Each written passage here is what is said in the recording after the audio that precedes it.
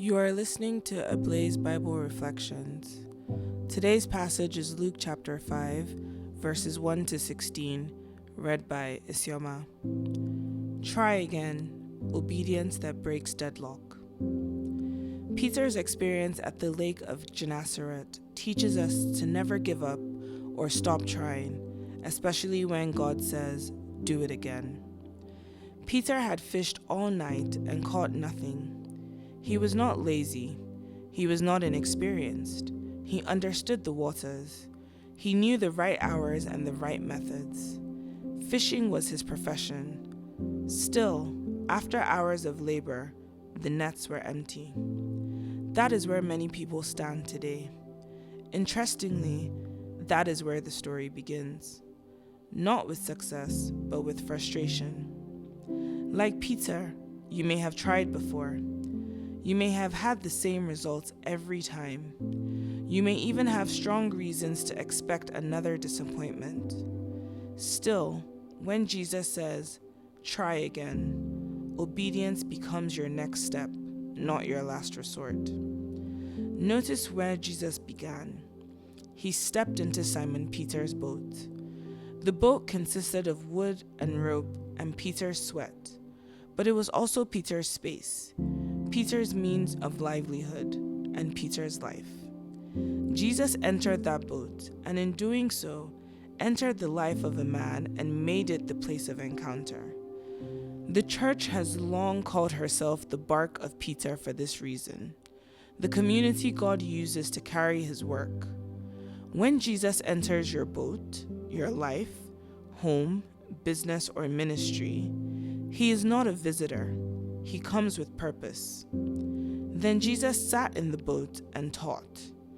The lesson is that whoever hosts the presence of Jesus becomes a platform for his voice. When you carry him, he uses you, your words, your choices, your testimony to teach others. Your life can become a pulpit, not because you are perfect, but because he is present. After teaching the crowd, Jesus says to Peter, "Put out into the deep and let down your nets for a catch," in Luke chapter 5, verse 4. This instruction did not make sense on a human level. The time for fishing had passed. The effort had already been made. Yet, Peter answered with trust and obedience. "Master, we have toiled all night and caught nothing. Nevertheless, at your word, I will let down the net." This is not blind optimism. It is trusting God's word above your past results. It is saying, what failed yesterday will not stop my obedience today. This is obedience over evidence, truth over fact. When you choose his word over your fear, you create room for his power. And the result was shocking. The catch was so large that the net began to break, and they called their partners to come and share the blessing. This is how God works. One act of obedience can feed more than one family, lift more than one person, and open doors for others connected to you. Your breakthrough may not be private. It may become a provision for partners, friends, and the community. So no matter how many times you have tried before, Jesus says, try again.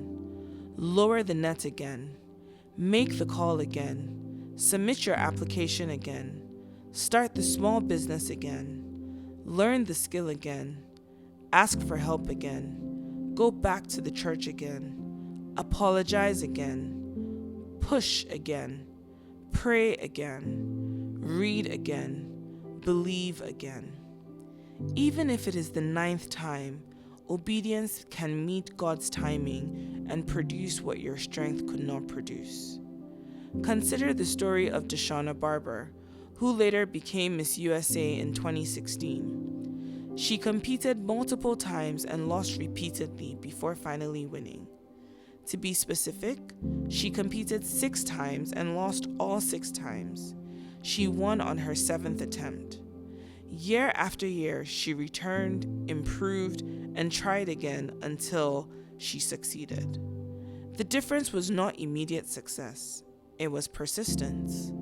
Like Peter, she lowered the net again after empty nights.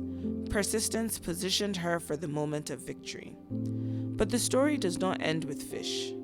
When Peter saw the miracle, he fell at Jesus' knees and said, "Depart from me, for I am a sinful man, O Lord," in Luke chapter 5, verse 8. He realized the issue was never the lake, the nets, or the promise of God. It was the vessel, and perhaps Peter himself. The blessing revealed his need for surrender. And Jesus answered, "Do not be afraid. From now on, you will catch men." The greater call came after the obedience. Taking a leaf out of the gospel, I say to you, try again. Not because conditions are perfect, not because odds favor you. Try again because Jesus said so. And when the breakthrough comes, stay humble, stay surrendered like Peter, and be ready for the greater assignment that follows. The same Lord who commands the catching implores you to try again. Remember, obedience to God's word breaks deadlocks. May your next cast yield an abundant catch. God bless you. Stay close to the word, the Ablaze team.